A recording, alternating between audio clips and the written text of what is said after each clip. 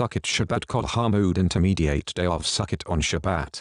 Sukkot Shabbat Chol HaMoed, intermediate day of Sukkot on Shabbat. Torah Shmot, Exodus, 33:12-34:26, Haftarah Yechezk'el, Ezekiel, 38:18-39:16. Pirit Hadashah Yochanan, John, 7:31-43, Torah Shmot, Exodus, 33:12-34:26, 33:12. Moshe said to Adonai, "Look, you say to me, make these people move on. But you haven't let me know whom you will be sending with me. Nevertheless, you have said, I know you by name, and also, you have found favor in my sight. Now, please, if it is really the case that I have found favor in your sight, show me your ways, so that I will understand you and continue finding favor in your sight. Moreover, keep on seeing this nation as your people." He answered, "Set your mind at rest, my presence will go with you." After all, Moshe replied, "If your presence doesn't go with us, don't make us go on from here. For how else is it to be known that I have found favor in your sight, I and your people, other than by your going with us?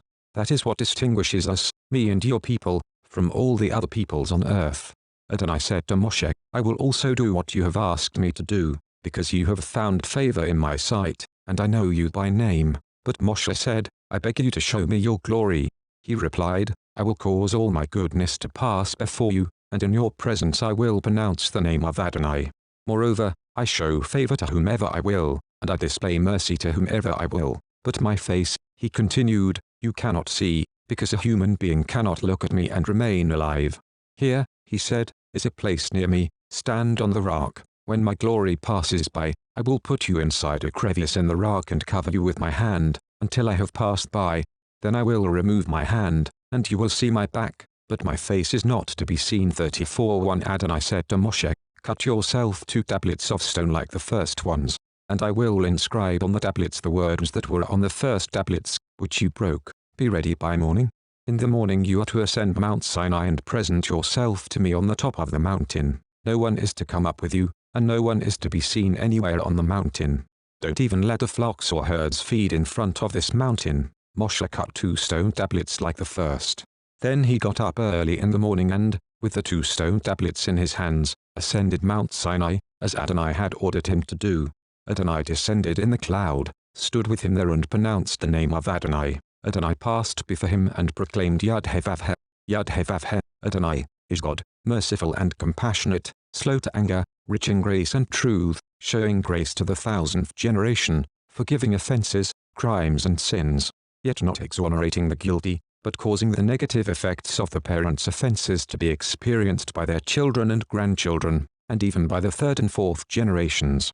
At once Moshe bowed his head to the ground, prostrated himself and said, "If I have now found favor in your view, Adonai, then please let Adonai go with us, even though they are a stiff-necked people, and pardon our offenses and our sin, and take us as your possession." He said, "Here, I am making a covenant. In front of all your people I will do wonders such as have not been created anywhere on earth or in any nation. All the people around you will see the work of Adonai. What I am going to do through you will be awesome. Observe what I am ordering you to do today. Here, I am driving out ahead of you the Amori, Canaanite, Hittite, Perizi, Hivi and Yevusi. Be careful not to make a covenant with the people living in the land where you are going, so that they won't become a snare within your own borders.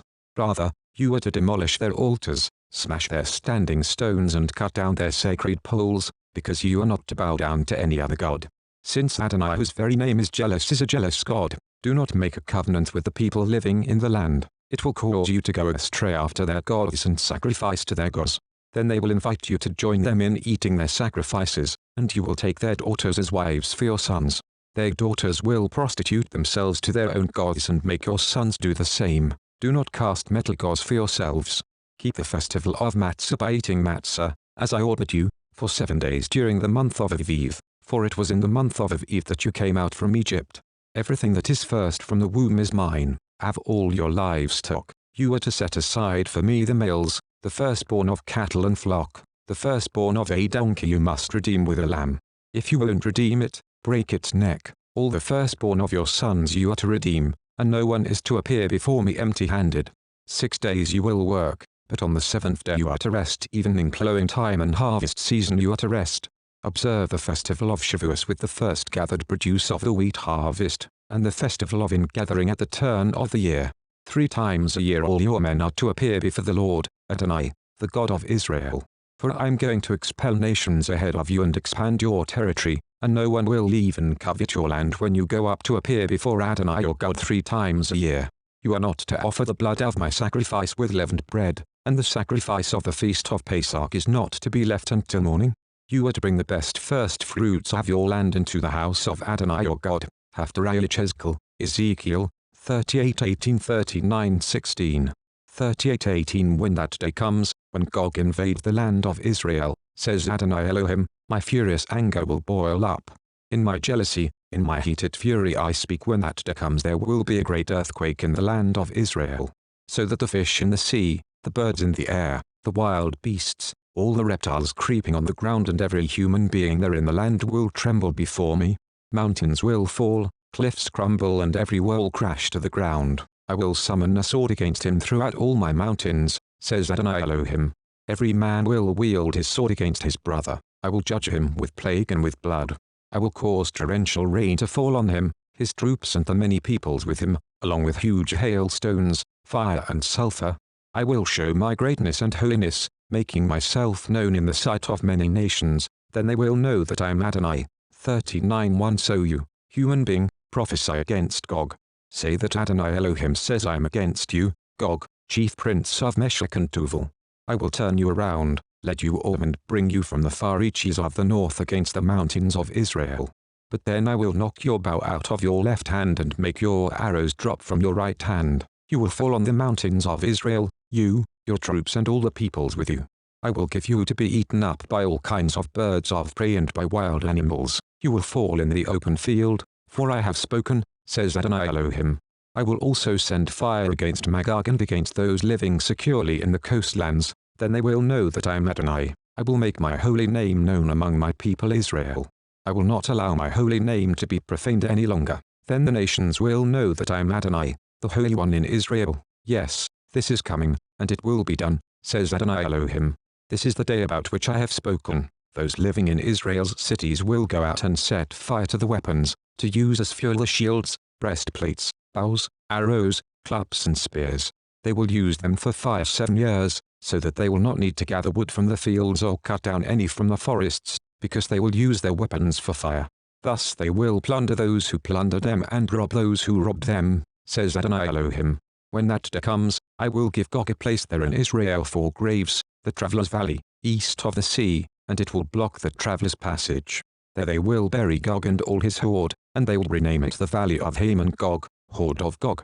It will take the house of Israel 7 months to bury them, in order to cleanse the land. Yes, all the people of the land will be burying them. They will become famous for it. It will be a day for me to be glorified, says Adonai Elohim. They will then pick men for the continual duty of going through the land and burying with the travelers the corpses still lying out on the ground, in order to cleanse it. They will begin their search after the 7 months. As they go through the land, if anyone sees a human bone, he will put a marker next to it until the grave diggers have buried it in the valley of HaMoed Gog. Moreover, Hamana, its horde or multitude will be the name of a city. Thus will they cleanse the land. Pirit Hadashah Yochanan, John, 7:31-43. 7:31 However, many in the crowd put their trust in him and said, when the Messiah comes, will he do more miracles than this man has done? The Pirushim heard the crowd whispering these things about Yeshua, so the head Kohanim and the Pirushim sent some of the temple guards to arrest him. Yeshua said, I will be with you only a little while longer, then I will go away to the one who sent me. You will look for me and not find me. Indeed, where I am, you cannot come. The Judeans said to themselves, where is this man about to go, that we won't find him? Does he intend to go to the Greek diaspora and teach the Greek-speaking Jews? And when he says, you will look for me and not find me, indeed, where I am, you cannot come, what does he mean? Now on the last day of the festival, Hoshana Rabbah, Yeshua stood and cried out, if anyone is thirsty, let him keep coming to me and drinking. Whoever puts his trust in me, as the scripture says, rivers of living water will flow from his inmost being. Now he said this about the Spirit, whom those who trusted in him were to receive later. The Spirit had not yet been given, because Yeshua had not yet been glorified. On hearing his words, some people in the crowd said, surely this man is the prophet. Others said, this is the Messiah. But others said, how can the Messiah come from the Galilee? Doesn't the Tanakh say that the Messiah is from the seed of David and comes from Beit Lechem, the village where David lived? So the people were divided because of him.